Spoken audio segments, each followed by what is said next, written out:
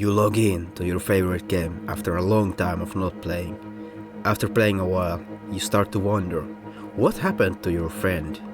You see, they've been offline for months, maybe even years. You suddenly remember your friend's world, where you used to visit every time he was online. You type that world name in.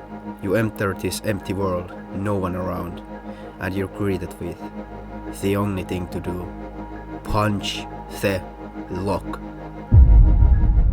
If you've been playing this game for a long time, you're familiar with this game mechanic that can be absolutely addicting. It drives players to AFK in worlds hours before the lock can even be destroyed. Why? Profit and dopamine. So let me explain how it works exactly if you don't know. So imagine you buy a lock from a store. You can buy a lock that's really cheap and only works on a smaller area and decays. Or you can buy more expensive lock that cannot be broken ever and covers all area. So why would you buy the cheap one? Well, you're dirt poor. So you can buy the cheap one and place it in your world. Now imagine this lock has a timer that counts down for 180 days. Every day you've gone offline. And after those 180 days are up, your lock can be destroyed. However, if you come back online, the timer resets. This is the lock inactivity mechanic in Growtopia. Now why was this mechanic implemented into the game? I can guess it was so if people somehow place locks in your worlds, you can break them to reclaim it. And now you know what that mechanic is. And let me tell you, I fell into that rabbit hole myself as well. The year is 2020. It's been roughly 9 months since I started playing Growtopia again in late 2019. I always get farming, but I wanted to find something else to do that was less boring. So I don't remember exactly what it was that sparked my interest for world hunting. Now, before we continue, let me quickly explain what world hunting is.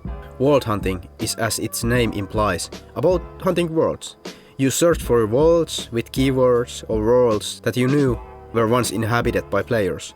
You might even look them up from old GT videos. So this is exactly what I started doing in early 2020. I found a world of a guy that had quit at least a year ago, and the name was quite obscure. So after looking around the world, I thought maybe I could find other worlds of his. I go back to the home screen and type in another name, and jackpot! It worked! I felt a sudden feeling of ecstasy. It was incredible. It felt like my thinking had paid off. I had to find more. So I did.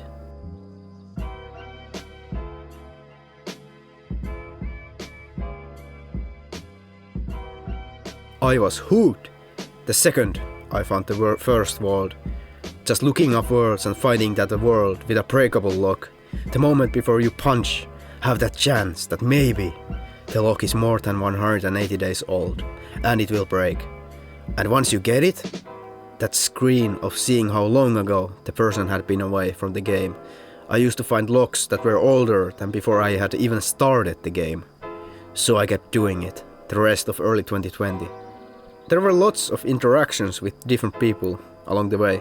Stories. Maybe I'll do videos about those in the future, so be tuned for that. In my opinion, this is the most addictive mechanic in Growtopia.